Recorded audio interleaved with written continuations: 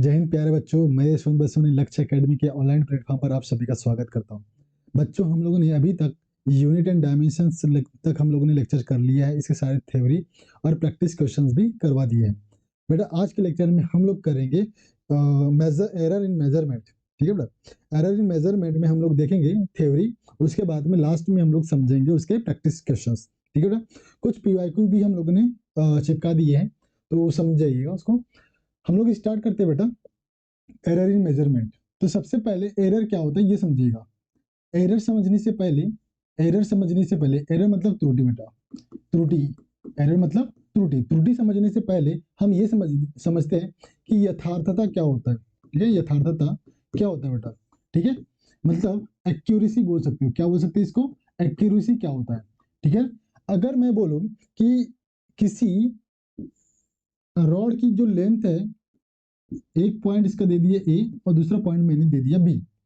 किसी रॉड का अगर लेंथ 10 सेंटीमीटर है, 10 सेंटीमीटर है, और किसी बंदे ने नापा है एक्स, कोई पर्सन है, वाई है और जेड है। 3 पर्सन हम लोगों ने लेट कर लिया है कि एक्स वाई जेड कोई पर्सन है। ठीक है, जिन्होंने इसके लेंथ को मेजर किया। ठीक है, अब मेजर करने पर क्या हुआ कि बाय डिफॉल्ट या बाय फॉल्ट इनके जो मेजरमेंट में कुछ मिस्टेक आ गई। उसी मिस्टेक को हम लोग एरर का नाम दे रहे हैं। फिलहाल अभी एरर डिफाइन नहीं कर रहे, हम अभी ये समझा रहे हैं कि यथार्थता क्या होता है। ठीक है ना, एक्स ने मेजर किया 9.8 सेंटीमीटर, वाई ने मेजर किया 9.91 सेंटीमीटर और जेड ने मेजर किया 9.5 सेंटीमीटर। ठीक है बेटा, अब आप लोग देखो तीनों मेजरमेंट में कौन सबसे ज्यादा 10 सेंटीमीटर, जो कि इसका एक्चुअल मेजरमेंट है, जो कि इसकी एक्चुअल लेंथ है। एक्चुअल लेंथ कितना है बेटा? एक्चुअल वैल्यू है 10 सेंटीमीटर, जिसको हम लोग वास्तविक मान कहते हैं। वास्तविक मान कितना है? 10 सेंटीमीटर है। अब 3 लोगों ने इसको मेजर किया। एक्स ने मेजर किया 9.8 सेंटीमीटर, ठीक है, वाई ने मेजर किया 9.91 सेंटीमीटर, जेड ने मेजर किया 9.5 सेंटीमीटर। बेटा, अब देखोगे कि तीनों मेजरमेंट वैल्यू में कौन सबसे ज्यादा करीब है 10 सेंटीमीटर के। इसके तहत हम लोग ये बताएंगे कि जो 9.91 है, ठीक है, वो सबसे ज्यादा क्लोज है 10 सेंटीमीटर के। मतलब हम ये मानेंगे कि इसकी यथार्थता ज्यादा हुई, इसकी यथार्थता बाकियों से ज्यादा है, एक्यूरेसी ज्यादा है। और एक्यूरेसी क्या है बेटा? एक्यूरेसी ये है, हम बात करते हैं यथार्थता की। ठीक है, जो वास्तविक मान के जो मापित मान, ऐसे लिखेंगे, मापित मान वास्तविक मान के जितना भी करीब होगा, जितना करीब होगा, वास्तविक मान के जितना करीब होगा या क्लोज होगा, वही उसका क्या कहलाएगा? एक्यूरेसी कहलाएगा या यथार्थता कहलाएगा। ठीक है बेटा, अब हम लोगों ने देखे, तीनों ने मेजर किया अपने अपने स्तर पे, तीनों ने मेजर किया। ठीक है, तीनों के मेजरमेंट में कुछ ना कुछ डिफॉल्ट हम लोगों को मिला, कुछ ना कुछ फॉल्ट मिला हमको। अब क्या होता है, हम त्रुटि की बात करेंगे। त्रुटि किसे कहेंगे? त्रुटि। अब जो हम लोगों को वास्तविक मान दिया हुआ है, जो वास्तविक मान है, वास्तविक मान और जो मापित मान है, मापित मान मतलब मेजर वैल्यू। ठीक है ना, मेजर वैल्यू जिसको हम लोग एक्स वाई जेड पर्सन के थ्रू लिए हैं। ठीक है ना, मापित मान, इन दोनों का जो अंतर होता है उसी को क्या कहते हैं बेटा? त्रुटि कहते हैं। उसी को क्या कहते हैं? त्रुटि कहते हैं। मतलब वास्तविक मान हम लोगों ने 10 सेंटीमीटर लिया, एक्स वाई जेड ने अपना अपना वैल्यू मेजर किया। अब हम लोग ने देखा कि कौन सबसे ज्यादा करीब है, उसकी एक्यूरेसी बताई। एक्यूरेसी क्या होता है कि अगर आपने जो मेजर किया है, तो जो वैल्यू मिला है वो एक्चुअल वैल्यू के कितना करीब है। ठीक है ना, वही आपकी एक्यूरेसी कहलाएगी बेटा। सबकी अपनी इसकी एक्यूरेसी सबसे ज्यादा है तीनों लोगों में। ऐसा हो सकता है कि फोर्थ पर्सन आ जाए और वो उसकी एक्यूरेसी और भी ज्यादा हमको मिले। ठीक है ना, ऐसा भी पॉसिबल है। ठीक है ना, हम लोगों ने त्रुटि बताया। त्रुटि क्या होता है? तो वास्तविक मान होता है मापित मान के दोनों के अंतर को हम लोग क्या बोले? त्रुटि बोले। अब इसके मेजर वैल्यू में कितना त्रुटि है, इसके मेजर वैल्यू में हम देखते हैं। ठीक है ना, एक्स के मेजर वैल्यू में 10 - 9.8, एरर कितना है बेटा? 0.2 का एरर आया, ठीक है ना। y% की एरर देखते हैं, y% कितना एरर आया, 10.00 माइनस 9.91, कितना एरर आया बेटा, 0.09 का एरर आया बेटा, 0.09 का एरर आप लोग देख सकते हो। जेड वाले पर्सन के लिए कितना एरर मिलेगा, ठीक है, 10 सेंटीमीटर माइनस 9.5 कितना एरर आएगा बेटा यहाँ पर 0.5 का। मतलब देख रहे हो हम लोगों ने इनके मेजर वैल्यू को एक्चुअल वैल्यू के साथ में क्या किया, माइनस किया, डिफरेंस किया, तो हम लोगों को जो आंसर मिलेगा वही हमारा क्या होगा, एरर होगा बेटा। तो इसी को क्या कहते हैं, त्रुटि कहते हैं। ठीक है बेटा, एक्यूरेसी समझ में आया। आपने जो भी वैल्यू मेजर किया वो मापित एक्चुअल मान के, वास्तविक मान के, एक्चुअल वैल्यू के कितना क्लोज है, यही आपका एक्यूरेसी को रिप्रेजेंट करता है। ठीक है, जितना करीब होगा एक्यूरेसी उतना ज्यादा अच्छा होगा बेटा। अब बात करते हैं बेटा परिशुद्धता। ठीक है बेटा, इसी को बोलते हैं प्रिसीजन।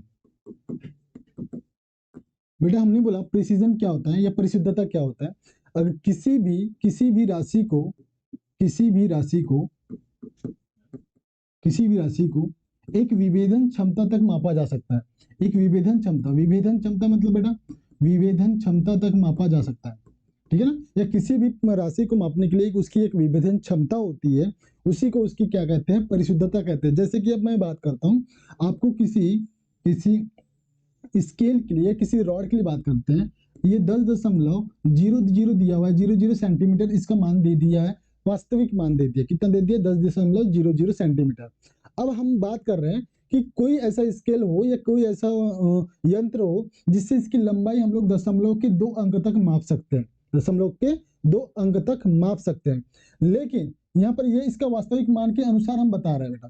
लेकिन ऐसा जो यंत्र है जो केवल और केवल दशमलव के 1 अंक तक अगर मेजर करे, जैसे हम लोग मीटर स्केल के बारे में बात कर रहे हैं, मीटर स्केल का जो अल्पतमांक होता है बेटा, मीटर स्केल का जो अल्पतमांक होता है वो होता है 0.1 सेंटीमीटर होता है। कितना होता है, 0.1 सेंटीमीटर।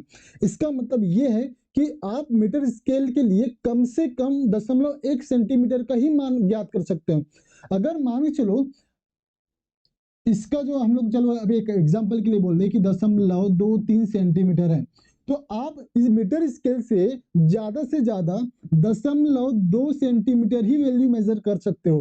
ठीक है ना। प्रिसीजन का मतलब आपको ये बता रहे हैं, किसी एक राशि की कोई एक विभेदन क्षमता होती है, ठीक है ना, आप उस यंत्र के थ्रू उसकी विभेदन क्षमता तक आप उसको मेजर कर सकते हो, ठीक है ना, उससे ज्यादा उसको मेजर नहीं कर सकते। जैसे कि अब मीटर स्केल की विभेदन क्षमता क्या है, मीटर स्केल की विभेदन क्षमता 0.1 सेंटीमीटर है। आप किसी भी वैल्यू को दशमलव के बाद केवल और केवल 1 अंक तक, 1 डिजिट तक मेजर कर सकते हो, ठीक है ना। अगर दशमलव के बाद 2 डिजिट है तो आप मीटर स्केल से उसको मेजर नहीं कर सकते। तो ये हो गया इसका विभेदन क्षमता, इसी विभेदन क्षमता तक इसको मेजर कर सकते हैं। और यही हम लोग, इसी को क्या कहते हैं, परिशुद्धता कहते हैं। इसी को क्या कहते हैं, परिशुद्धता कहते हैं। किसी भी राशि की एक विभेदन क्षमता होती है, ठीक है, उसी को क्या कहते हैं, परिशुद्धता कहते हैं। जैसे हम मीटर स्केल के अल्पतमांक की बात करें तो 0.1 सेंटीमीटर है। अगर मैं वर्नियर कैलिपर्स के बारे में बात करूं, वर्नियर कैलिपर्स बेटा आप लोगों ने सुना होगा, ठीक है ना। इसका जो अल्पतमांक होता है 0.01 सेंटीमीटर होता है। तो बेटा अगर मुझे इसकी लंबाई ज्ञात करना है तो हम इससे ज्ञात कर सकते हैं, क्योंकि इसकी विभेदन क्षमता दशमलव के 2 डिजिट तक दे रखा है, ठीक है ना। मतलब इसमें हम लोग बता सकते हैं कि दशमलव के 2 अंक तक क्या वैल्यू हो सकती है। दशमलव के 2 डिजिट तक इसकी वैल्यू दिया हुआ है, मेजर वैल्यू दिया हुआ है, सॉरी एक्चुअल वैल्यू दे रखा है। हम मेजर करेंगे, दशमलव के 2 डिजिट तक मेजर कर सकते हैं, किसके सहायता से, वर्नियर कैलिपर्स के सहायता से। स्क्रू गेज इसकी जो अल्पतमांक देखते हैं बेटा 0.001 सेंटीमीटर बेटा, ठीक है ना। ये स्क्रू गेज का अल्पतमांक होता है। अल्पतमांक क्या होता है बेटा, अल्पतमांक क्या होता है, ठीक है ना। अल्पतमांक किसी भी यंत्र के द्वारा कम से कम मापा गया मान, मापा गया मान मतलब आप जितना कम से कम उसमें मेजर करोगे, कितना कम से कम वैल्यू को मेजर कर सकते हो, वही उसका क्या कहलाता है, अल्पत मान। ठीक है ना, मीटर स्केल कम से कम कितना मेजर कर सकता है, 0.1 सेंटीमीटर मेजर कर सकता है। वर्नियर कैलिपर्स कितना मेजर कर सकता है, 0.01 सेंटीमीटर मेजर कर सकता है। That is minimum value for measuring value for vernier callipers. Screw gauge कम से कम कितना मेजर कर सकता है, 0.001 सेंटीमीटर। ठीक है बेटा। अब एक इस अल्पत माप का मतलब ये होता है कि वो यंत्र कम से कम इतना वैल्यू मेजर कर सकता है। अब मान के चलो 10.23 सेंटीमीटर हमको मेजर करना है, जो कि इस स्केल या इस रॉड का वास्तविक मान दे रखा है। ठीक है ना, अभी वास्तविक मान कैसे ज्ञात करते हैं इसके बारे में बात करेंगे। तो इस तीनों इन तीनों यंत्र के द्वारा आप बता सकते हो कि किन के द्वारा हम इस वैल्यू को मेजर कर सकते हैं। पहले तो वर्नियर कैलिपर्स के द्वारा भी इसको माप सकते हैं, क्योंकि दशमलव के 2 अंक दिया हुआ है। स्क्रू गेज भी माप सकते हैं, स्क्रू गेज की सहायता से भी इसकी लंबाई माप सकते हैं। बड़ा स्क्रू गेज जनरली मोटा स्क्रू गेज और वर्नियर कैलिपर्स किसी भी तार की गोलाई, मोटाई या व्यास या त्रिज्या मापने के लिए उपयोग में लाया जाता है। ठीक है बेटा। ओके, अब हम बात करते हैं कि प्रश्न में दिया हुआ है 5.0 5.00, ठीक है ना, 5.000। ठीक है बेटा, ये 3 मान दिया हुआ है। आपको बोलता है कि कौन सा जो मान है वो परिशुद्ध है, सबसे ज्यादा परिशुद्ध है। आपको प्रश्न में इस प्रकार का वैल्यू दिया हुआ रहता है, ध्यान दीजिएगा। ठीक है ना, आपको अगर मान चलो किसी आयत की लंबाई चौड़ाई दिया हुआ है, तो आपको दशमलव के बाद भी 0 लगा के दिया हुआ रहता है। इसका मतलब ये है कि दशमलव के बाद एक डिजिट तक आप उसको परिशुद्ध माप सकते हो। ठीक है बेटा। अब यहाँ पर बोला गया है कि 5.2 5.00 5.000, यहाँ पर 3 डिजिट है दशमलव के बाद, यहाँ 2 डिजिट, यहाँ 1 डिजिट, यहाँ नहीं है। ठीक है बेटा, इसका मतलब हम ये बताएंगे दशमलव के बाद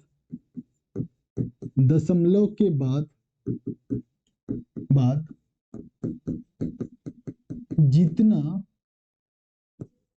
अंक मेजर कर सके या मापा जा सके वही उसका क्या कहलाता है,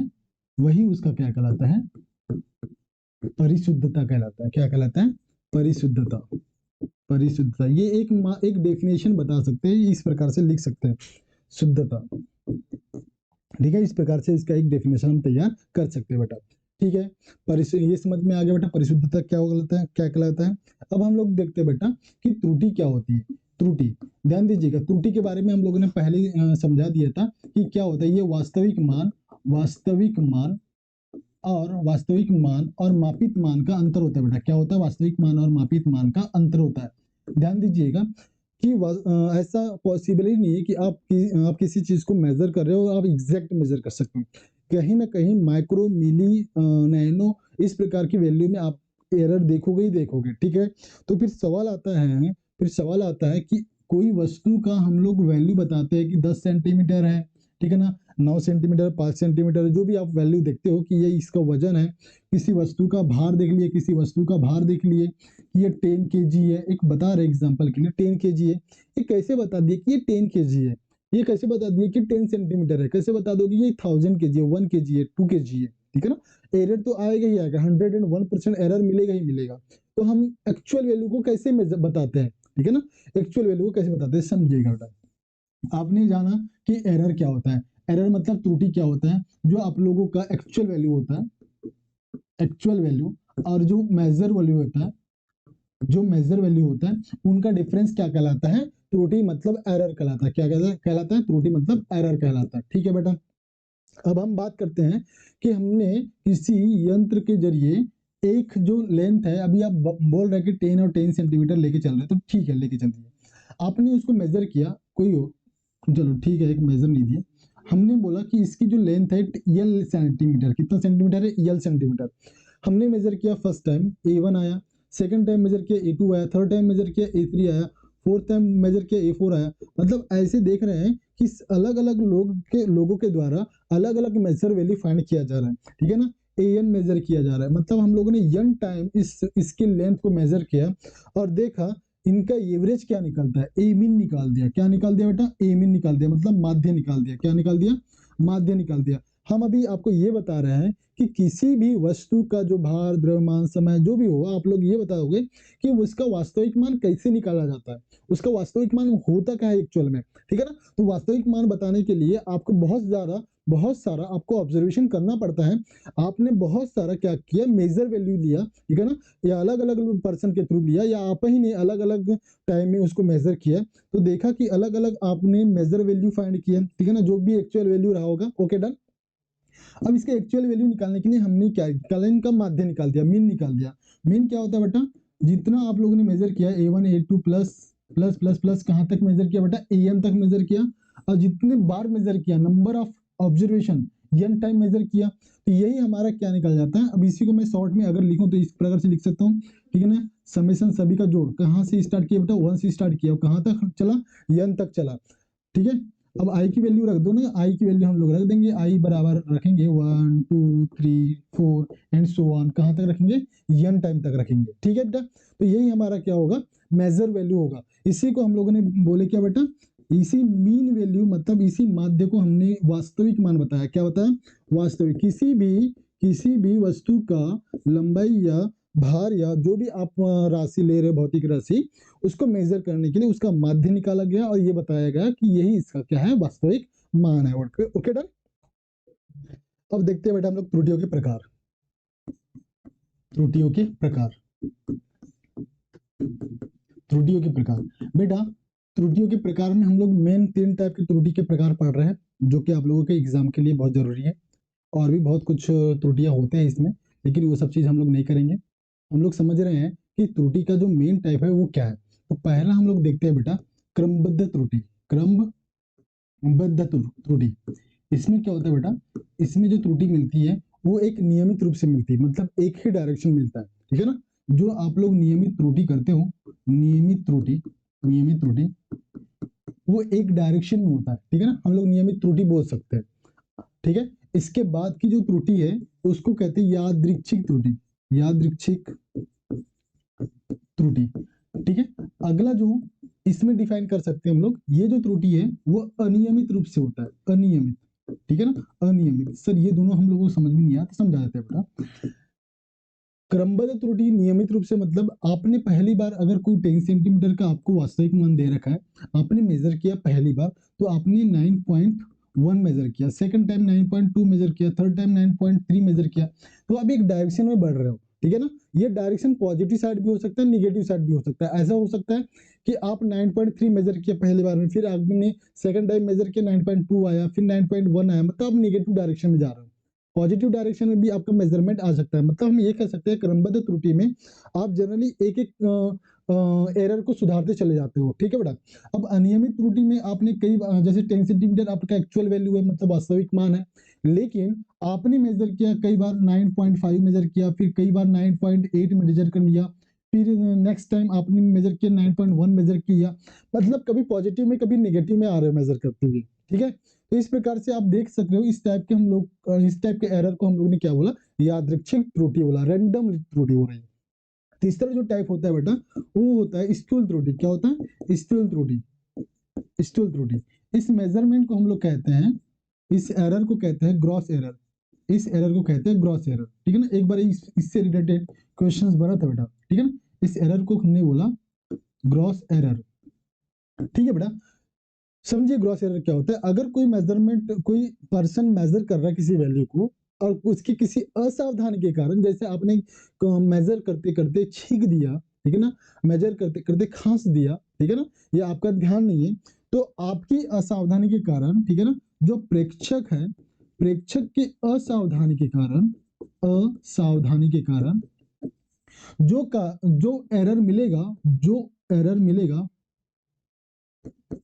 वही एरर को हम लोग ने क्या बोला, स्थूल त्रुटि बोला या ग्रॉस एरर बोला। क्लियर है बेटा, ठीक है ना। ये जो 3 टाइप है, मेन टाइप है, इसके क्रमबद्ध त्रुटि में आपको बहुत सारे और देखने के लिए मिलता है बेटा, जैसे इंस्ट्रूमेंटल एरर होता है, ठीक है ना, और जीरो एरर, उसी में आप लोगों को फिर एरर, सब एरर भी देखने के लिए मिलता है बेटा। बहुत सारे एरर इसमें हैं, आप लोग पढ़ोगे, लेकिन अभी हम लोग एग्जाम पॉइंट ऑफ व्यू से बता रहे हैं कि 3 मेन टाइप होते हैं। अब जो एग्जाम के लिए बहुत ज्यादा जरूरी है वो है कि हम लोग त्रुटि को एक्सप्रेस कैसे करते हैं, त्रुटि को दर्शाते कैसे। त्रुटि को दर्शाते कैसे हैं बेटा, ठीक है। तो त्रुटि को दर्शाने के लिए हम लोग 3 प्रकार पढ़ेंगे, ठीक है, 3 प्रकार पढ़ेंगे। पहला है निरपेक्ष त्रुटि। पहला क्या है बेटा? निरपेक्ष त्रुटि। निरपेक्ष त्रुटि इसको लिखते हैं बेटा एब्सोल्यूट एरर। क्या लिखते हैं? Absolute error. एब्सोल्यूट एरर, ठीक है। दूसरा जो टाइप होता है या दूसरा जो तरीका होता है उसको कहते हैं आपेक्षिक त्रुटि। क्या कहते हैं? आपेक्षिक त्रुटि। आपेक्षिक त्रुटि, ठीक है। आपेक्षिक त्रुटि जिसको हम लोग क्या कहते हैं बेटा? आपेक्षिक त्रुटि को हम लोग बोलते हैं रिलेटिव एरर। रिलेटिव एरर, ठीक है ना। अभी हम लोग इनको पर्टिकुलरली सेपरेट डील करेंगे अलग डिटेल में। तीसरा जो होता है बेटा इसको कहते हैं परसेंटेज एरर, प्रतिशत त्रुटि। क्या कहते हैं? प्रतिशत त्रुटि। इन्हीं से ये प्रतिशत त्रुटि और अपेक्षित त्रुटि इन दोनों से बहुत ज्यादा क्वेश्चन बनता है, या मैक्सिमम कह लो, ठीक है ना। या हो सकता है 1-2% 2% ऐसा चांस हो कि अब दूसरे को किसी टॉपिक से आपको क्वेश्चन पूछा जाएगा, लेकिन 98% या 99% चांस ये है कि आपको अपेक्षित त्रुटि या प्रतिशत त्रुटि से क्वेश्चन ज्यादातर पूछे जाते हैं, ठीक है बेटा। तो इसको अच्छे से समझिएगा, इसको हम लोग समझेंगे। इसको हम लोग कहते हैं परसेंटेज एरर। क्या कहते हैं बेटा? Percentage error. परसेंटेज एरर कहते हैं बेटा, ठीक है। तो क्या होता है निरपेक्ष त्रुटि? इसके बारे में समझते हैं बेटा। निरपेक्ष त्रुटि क्या होता है? निरपेक्ष त्रुटि, निरपेक्ष त्रुटि ध्यान दीजिएगा, हमने अभी बात किया कि एक मेजर वैल्यू है, वास्तविक मान लेके चलते हैं। वास्तविक मान, वास्तविक मान हमने लिया था ए मीन। ए मीन मतलब जो उसका माध्य होता है उसी को हम लोग ने क्या बोला था? वास्तविक मान बोला था। वही उसका पर्टिकुलर जो भी यंत्र है उसका वास्तविक मान होगा। अब मापित मान, मापित मान कुछ भी हो सकता है बेटा। मापित मान ले लिए, मापित मान यानी मेजर वैल्यू A1 ले लिया, A2 ले लिया, A3 ले लिया, मतलब अलग अलग पर्सन के थ्रू ले लो या एक ही पर्सन का अलग अलग मेजरमेंट ले लो। A1 A2 A3 A4, ये कितना टाइम है बेटा? n टाइम, ठीक है।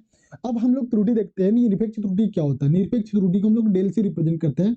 डेल A बराबर हो जाएगा, डेल A1 के लिए हम लोग लिखेंगे del A mean, sorry A mean, ठीक है ना, और A1 इनका मैग्नीट्यूड लेना है बेटा, ठीक है ना। मतलब ये हो सकता है पॉजिटिव भी हो सकता है, निगेटिव भी हो सकता है। जैसे कि अगर मान के चलो हमने एग्जांपल के थ्रू समझा कि 10 सेंटीमीटर किसी किसी वस्तु की लंबाई है, किसी रॉड की या किसी छड़ की लंबाई है 10 सेंटीमीटर।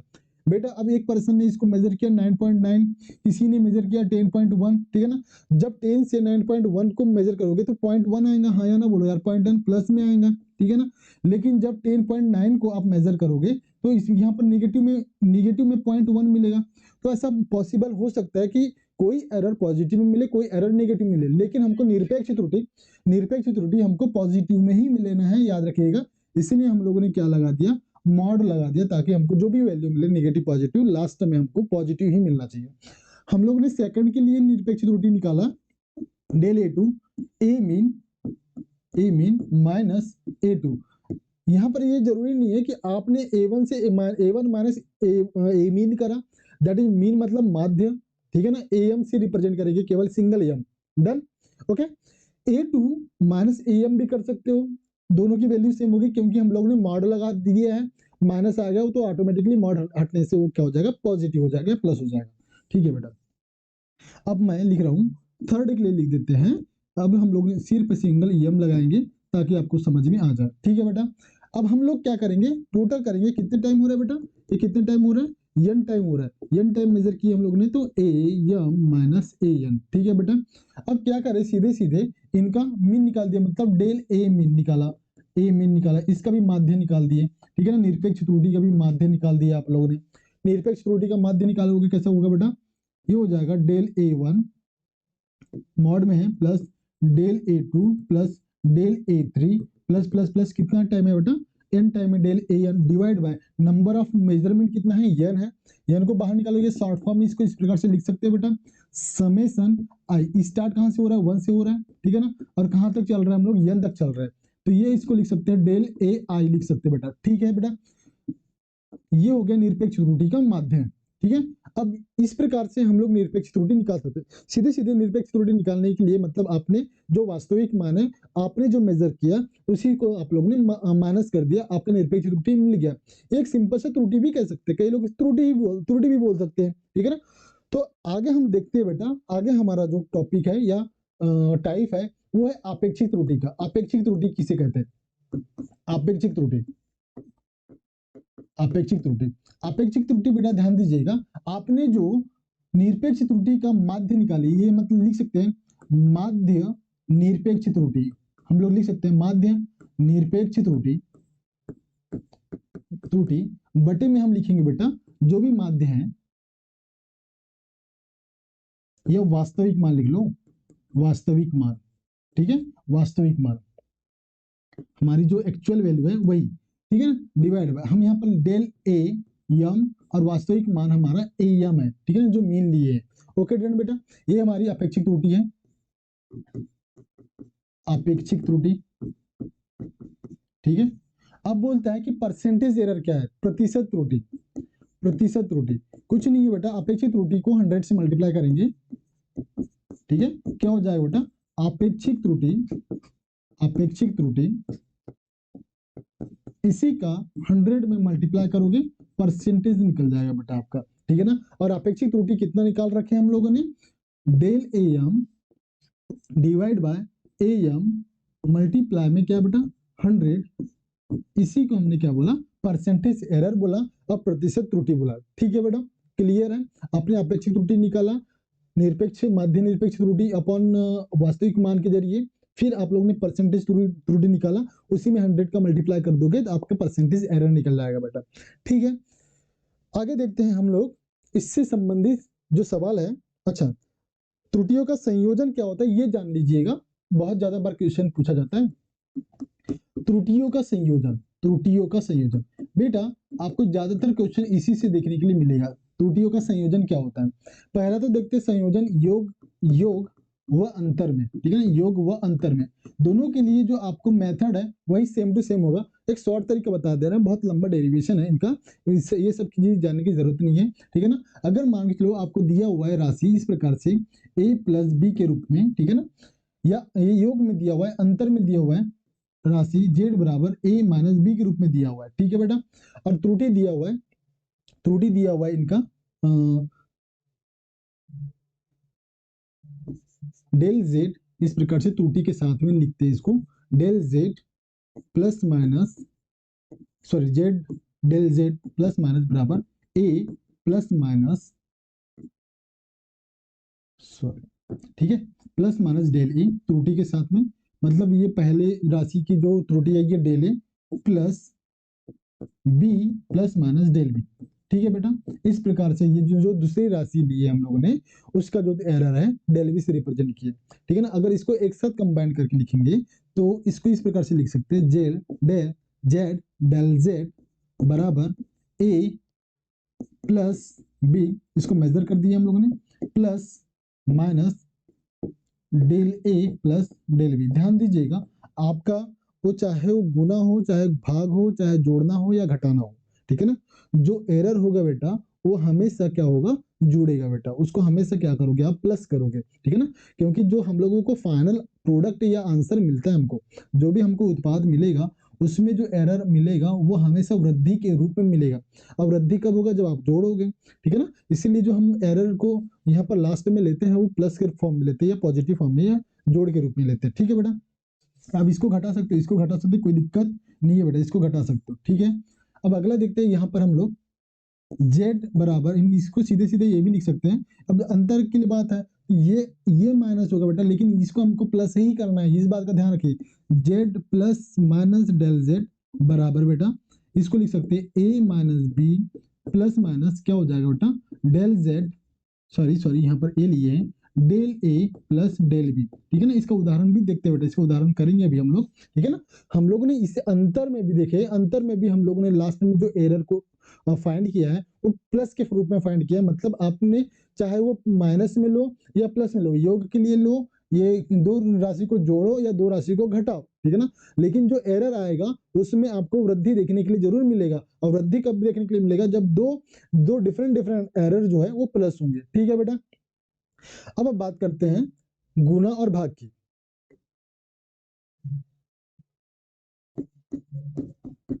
गुना व भाग की, ठीक है बेटा। अब गुना व भाग में हम लोग देखते हैं कि z बराबर अगर a मल्टीप्लाई बी हो, a इंटू बी हो, भाग में अगर z बराबर a अपॉन b है, ध्यान दीजिएगा z ये दोनों राशियों का प्रोडक्ट है, प्रोडक्ट दैट मीन्स मल्टीप्लीकेशन की बात नहीं कर रहे हैं, या फाइनल आंसर हमारा z है, यहाँ पर फाइनल आंसर z है, ठीक है ना। यहाँ पर a और b दो अलग अलग राशि गुना में है, a और b दो अलग अलग राशि है यहाँ पर भागित में है, डिवीजन में है, ठीक है बेटा। अब क्योंकि हमको इसका एरर फाइंड करना है तो इसको इस प्रकार से लिखते हैं, डेल z अपॉन z बराबर del a upon a plus del B upon B, ठीक है बेटा। ये जानिएगा, इसका बहुत बार हम लोग यूज करेंगे अभी, ठीक है। यहाँ पर भी सेम वही कहानी, del Z upon Z del A upon A plus del B upon B. ध्यान दीजिए, वो गुना हो भाग हो, हमको एरर को क्या करना है, यहाँ पर प्लस करना है बेटा, एरर को प्लस करके ही चलोगे आप लोग, ठीक है बेटा। अब जो इंपॉर्टेंट आता है तीसरा या चौथा इंपॉर्टेंट, वो है भागित में। अगर जेड बराबर ए एन है, ठीक है ना, ए, चलो ऐसे ले लेते हैं, ए पी बी क्यू, ठीक है बेटा। आपको बोलता है कि परसेंटेज एरर निकालो, परसेंटेज एरर क्या निकालो, तो क्या करते हैं बेटा, del Z upon Z multiply 100, ठीक है। अच्छा चलो ठीक है, परसेंटेज एरर के लिए यहीं से समझ लीजिएगा, उसके बाद में ये वाली जो कहानी है उसको कंटिन्यू करेंगे। परसेंटेज एरर के लिए दोनों साइड में 100 का मल्टीप्लाई करेंगे तो del Z by Z multiply 100 हो जाएगा, ठीक है ना, ये हो जाएगा। इसमें भी आप लोग परसेंटेज एरर निकालोगे, क्योंकि ये ऑलरेडी रिलेटिव एरर के फॉर्म में दे रखा है, रिलेटिव एरर के फॉर्म में दे रखा है, तो उसमें केवल और केवल क्या करना है, आपको 100 का मल्टीप्लाई करना है, जिससे उसका परसेंटेज एरर निकल जाएगा, multiply 100 plus del B upon B multiply 100। इस प्रकार से आपने दोनों साइड का परसेंटेज एरर निकाल लिया। अब जो भी है परसेंटेज एरर में आप लोग बता सकते हो, ठीक है बेटा। यहाँ पर लिख सकते हैं जेड परसेंट बराबर ए परसेंट प्लस बी परसेंट, एक हम लोग बता सकते हैं एक शॉर्ट फॉर्म में, इस फॉर्मेट में हमको आंसर मिलेगा, ठीक है बेटा। सेम टू सेम कहानी इसके लिए भी कर लोगे, 100 दोनों साइड मल्टीप्लाई करोगे। अब बात आती है कि अगर घात में होता, मतलब जेड बराबर ए पी और बी क्यू इस फॉर्म में हो, तब इसको किस प्रकार से सॉल्व करेंगे, ठीक है बेटा। इसमें हम लोग देखते हैं डेल जेड बराबर जेड, ठीक है, पी सामने आ जाएगा, पी जो जो भी घात है, जिसका भी घात है वो सामने में लिख दिया जाएगा, और हम इस प्रकार से रिलेटिव एरर लिख देंगे, del A upon A plus इसका घात सामने आ जाएगा क्यू, मल्टीप्लीकेशन में है बेटा ये, Q multiplication del B upon में बी बेटा, ठीक है। तो इस प्रकार से हम लोगों ने घात लिख दिया। इसमें अगर परसेंटेज भी पूछ लिया तो कोई दिक्कत नहीं है, 100 का मल्टीप्लाई पर करना है, जेड अपॉन जेड मल्टीप्लाई 100, 100 का मल्टीप्लाई करो, सीधी सीधी बात वही कहानी, डेल ए अपॉन में ए मल्टीप्लाई बेटा 100 प्लस इसी में हम लोग मल्टीप्लाई करेंगे del B upon B multiply 100, ठीक है बेटा।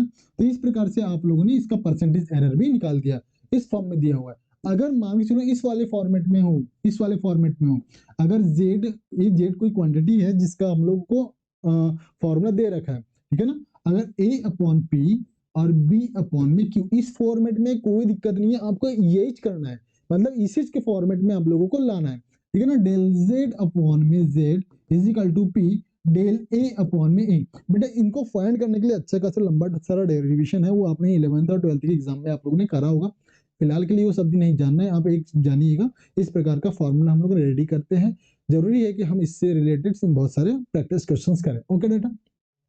P plus Q del B upon में बी, ठीक है ना, हम लोगों ने उसी फॉर्मेट से इसको भी लिख लिया, ठीक है ना। अगर डिवीजन में हो या मल्टीप्लीकेशन में हो, तब भी आप लोगों को वही फॉर्मेट लिखना है, दोनों के लिए वही फॉर्मेट, मल्टीप्लीकेशन और डिवीजन दोनों के लिए, ठीक है बेटा।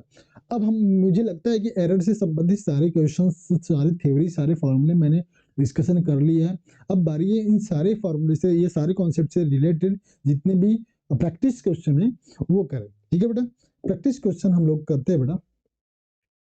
पहला क्वेश्चन ये आपका इस प्रकार से, पानी का प्रारंभिक ताप दिया हुआ है, प्रारंभिक ताप मतलब हम लोग T1 ले ले बेटा, T1 ले ले, कितना है 25.3 प्लस 0.2, ठीक है बेटा।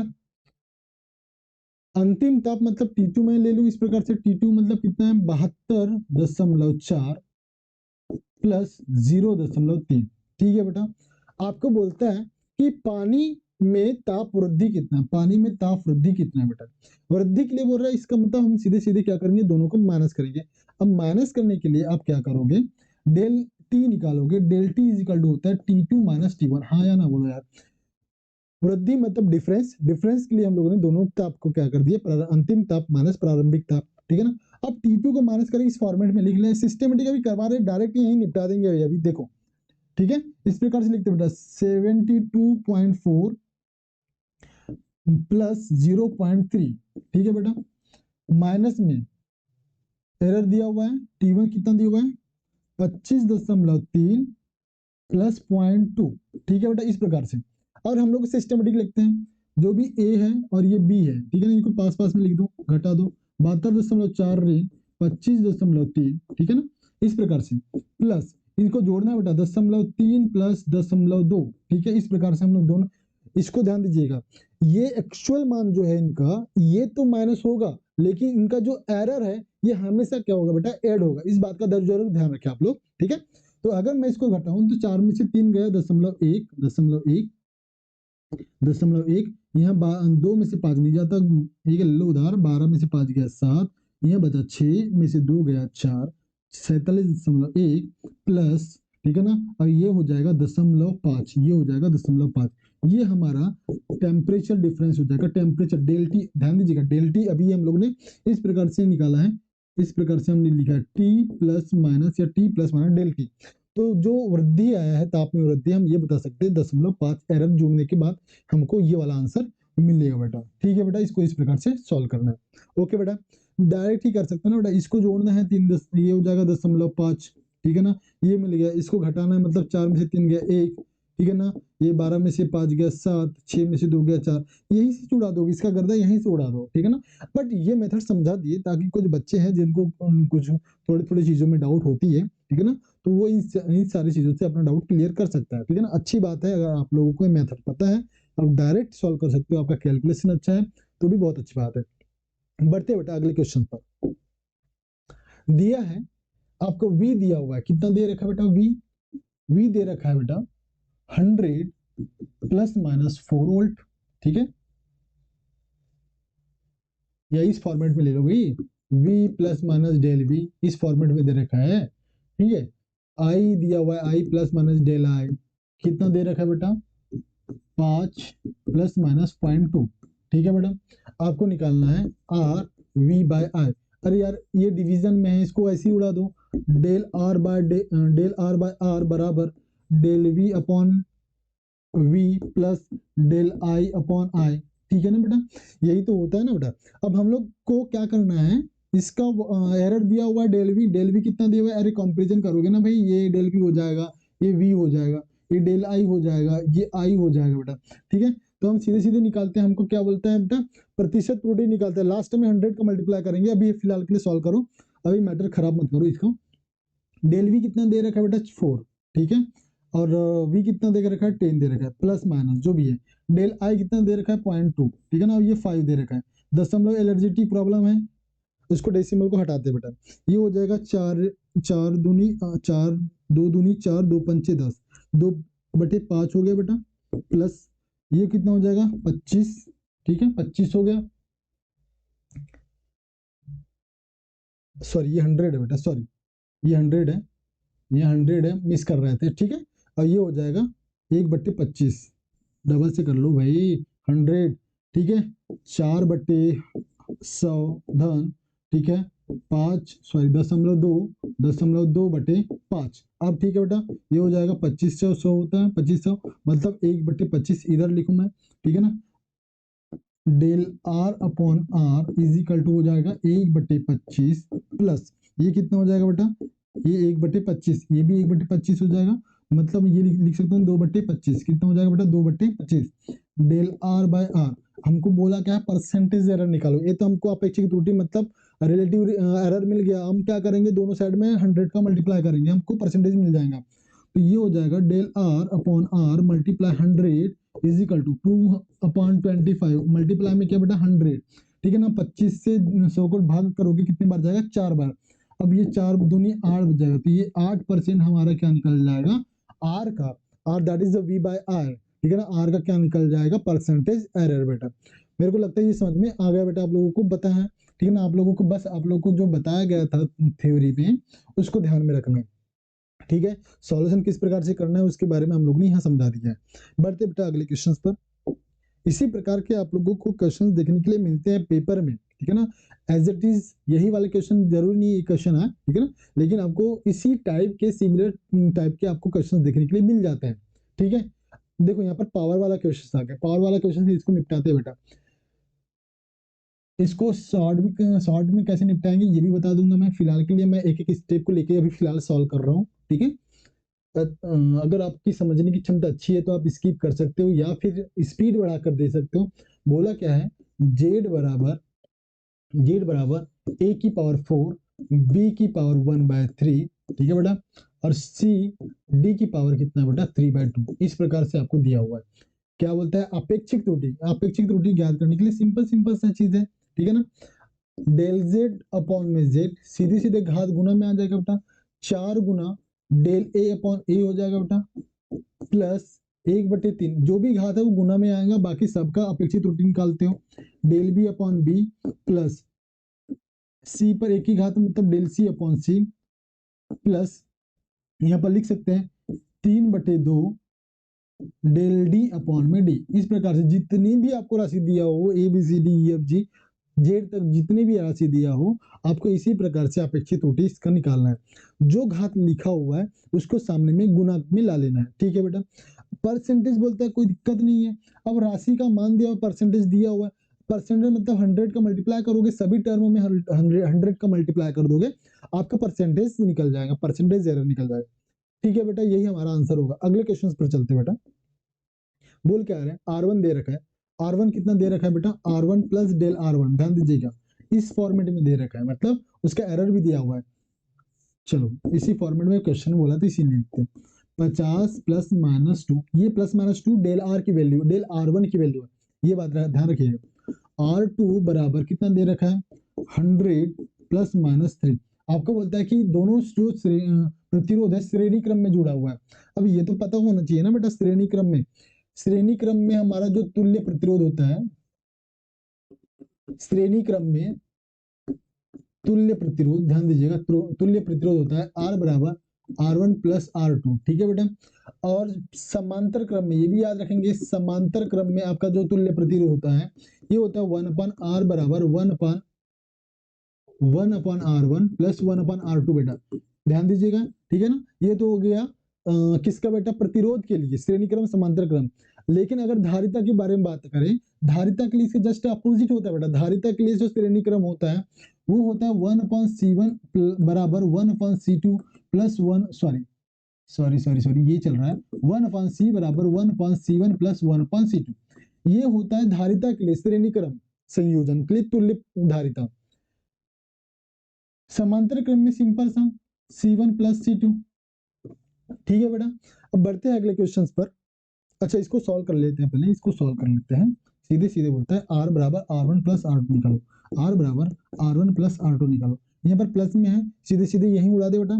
50 और 100 कितने होते हैं, 150, ठीक है ना, मतलब ये 150। और क्योंकि ये दोनों जो दिया हुआ है, हमको एरर दिया हुआ है डेल R1 डेल R2 दोनों को जोड़ना है, मतलब हम लोग को यहाँ पर 5 निकल जाएगा, मतलब एरर कितना आ जाएगा 5। R plus minus del R, इस फॉर्मेट में हम इसको बता सकते हो, ठीक है बेटा। यही हमारा आंसर होगा। डन। बढ़ते अगले क्वेश्चन पर बेटा। एक चालक तार के सिरों, अच्छा एक सेकंड आपको बता दे, हाँ चलिए, एक चालक तार के सिरों के मध्य विभवांतर मापने में 5% तथा धारा मापने में 2% की त्रुटि होती है। बताइए प्रतिरोध की माप में कितने प्रतिशत की त्रुटि है, ठीक है ना। अभी अभी आप लोगों को सूत्र देखने के लिए मिला, R बराबर होता है V/I, हाँ या ना बोलो। अगर मैं इसको बोलूं कि ये होता है कि डेल R, इसको अगर इस फॉर्मेट में लिखे प्रतिशत त्रुटि के डेल R, चलो नीचे लिखते हैं, लंबा जाएगा, डेल R/R मल्टीप्लाई 100, ऐसे लिख सकते हैं बेटा, डेल V/V मल्टीप्लाई 100, ठीक है, प्लस डेल I/I मल्टीप्लाई 100। इनकी वैल्यू दे रखी है, इसकी वैल्यू दे रखी है, क्योंकि इनका घात 1 है, इनका घात जो भी है, परसेंटेज एरर सीधे सीधे 5 दे रखा है, 2% दे रखा है, सीधे सीधे कितना दे रखा है 2%, सॉरी 5% दे रखा है, इसको विभवांतर को 5% दे रखा है, और धारा को कितना दे रखा है 2%। सीधे सीधे इसको जोड़ दो, 5 और 2 7, 5 और 2 7, ये निकल जाएगा प्रतिरोध का परसेंटेज एरर, ठीक है ना, प्रतिरोध का प्रतिशत त्रुटि निकल जाएगा 7%। कितना निकल जाएगा? 7%। यही उड़ा दो, इसी से जोड़ दो, ये सब लिखने की आवश्यकता ही नहीं है, यहीं पर जोड़ देना कि अगर मान के चलो v बाय आई है तो भाग नहीं देना भाई, ध्यान रखे, ये भाग नहीं देना है, 5/2 नहीं करना है, वो भाग में रहे गुना में रहे इससे कोई फर्क नहीं पड़ता, वो जुड़ेगा, जितने भी परसेंटेज एरर, जितने भी अपेक्षित त्रुटि आप निकाल रहे हो वो सबको जोड़ में करना है, ठीक है ना, जोड़ते हुए चलना है। Okay done.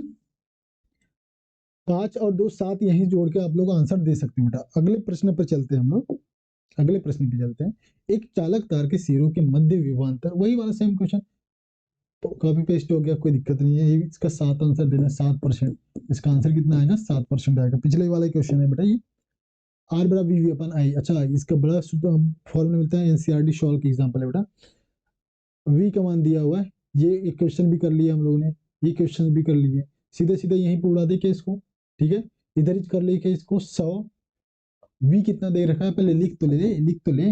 वी दिया हुआ है 100 प्लस माइनस 5, ठीक है, और आई कितना दे रखा है बेटा?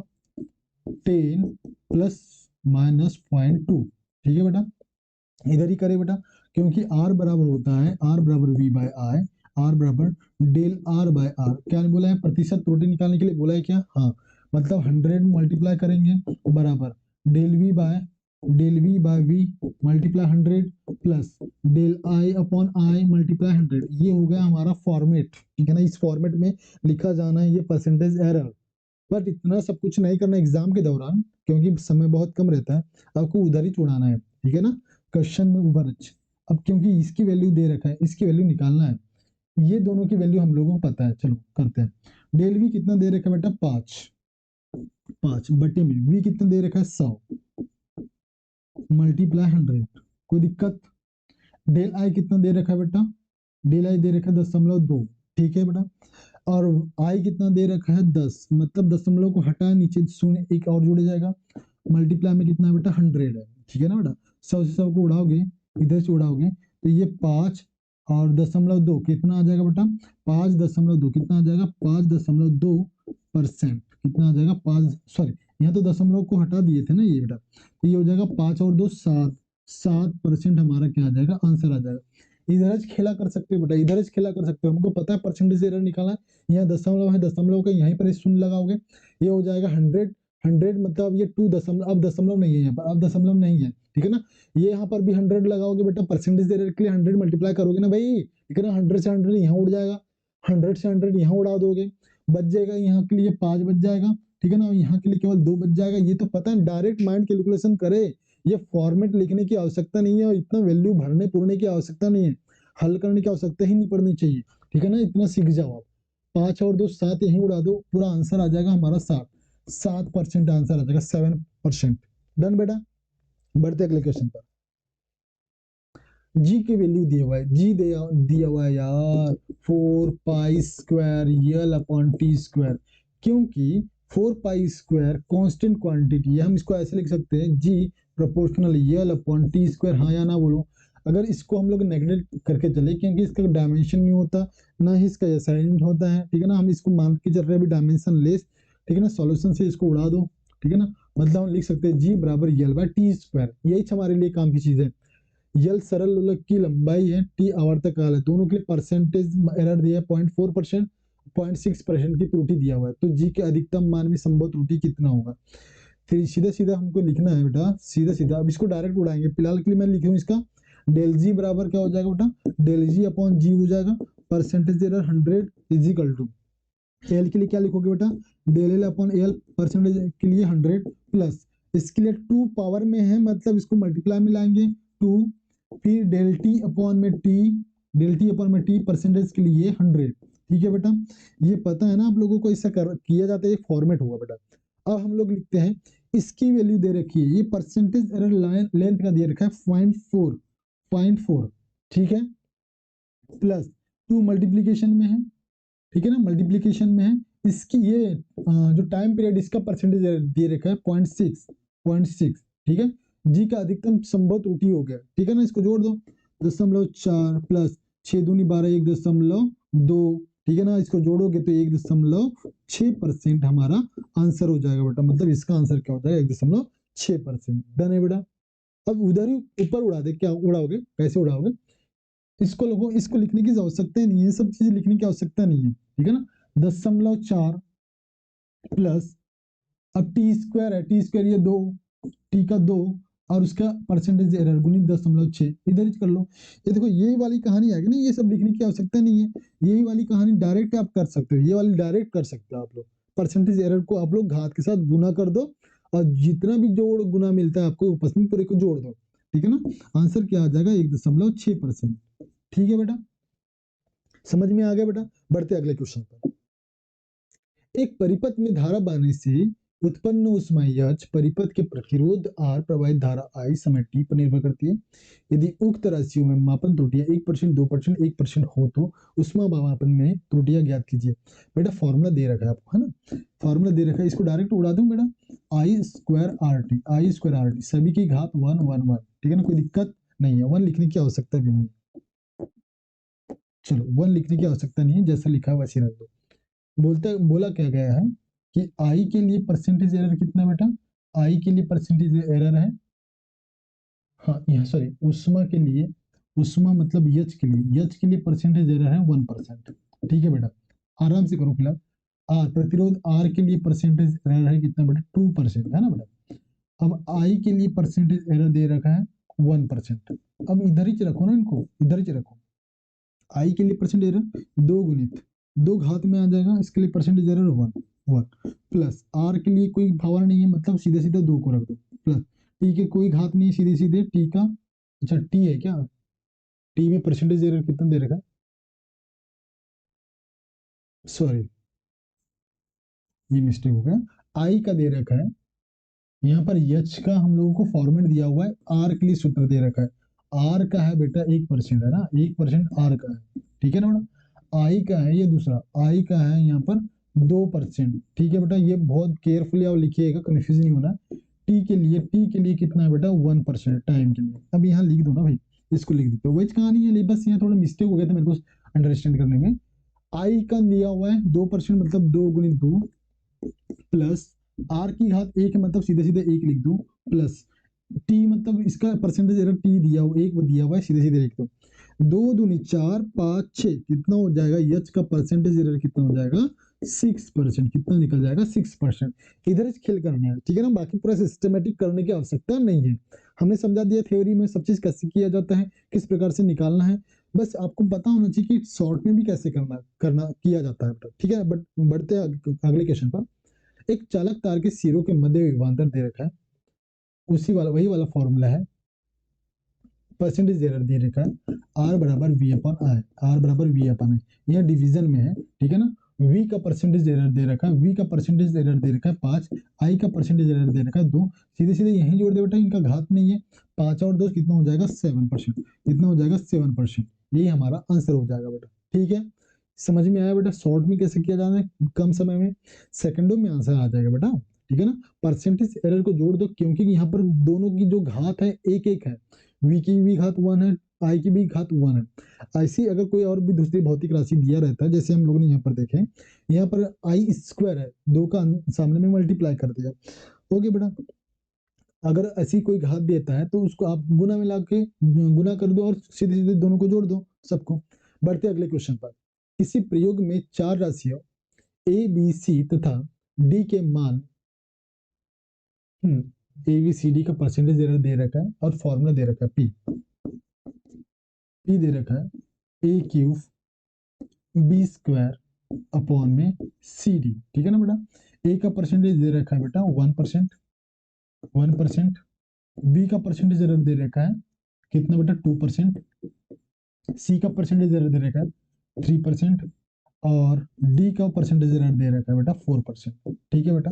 अब आपको आपको सभी का परसेंटेज एरर निकालना है, तो क्या करोगे, घातों के साथ में गुना कर दोगे, 3 गुना 1 प्लस यहाँ 2 का 2 के साथ गुना करोगे, 2 गुना 2 प्लस, ठीक है, यहाँ सी का गुना 1 का गुना किसके साथ करोगे 3 के साथ, 3 के साथ में कोई गुना नहीं होगा, मतलब प्लस इसका भी 1 के साथ मतलब 4, ठीक है ना, इनको जोड़ दो बेटा, 3 का 3, सीधे 3 का 3 और 2 दूनी 4 3 7 3 10 4 10 4 14, ठीक है बेटा।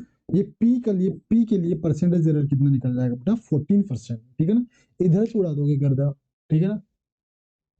3 का 3, 2 दूनी 4 और सी के लिए 3 है मतलब 3 का 3, डी के लिए भी 3 है, डी के लिए 4 बेटा मतलब 4, इधर से उड़ा दोगे 4 3 7, 4 11 और 3 14, ठीक है ना बेटा, इधर से उड़ा दो। इस सब चीज भी लिखने की आवश्यकता नहीं है, फार्मूला में लिखा हुआ है, फार्मूला यहाँ लिखा हुआ है, परसेंटेज दे रखा है क्वेश्चन में, ठीक है ना।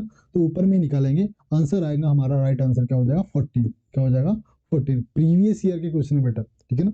नीट का प्रीवियस पीवाईक्यू क्वेश्चन है, चेक कर लीजिएगा, ठीक है ना। ईयर नहीं दे, सॉरी ईयर नहीं दे रखे हम लोगों ने। बढ़ते अगले क्वेश्चन पर।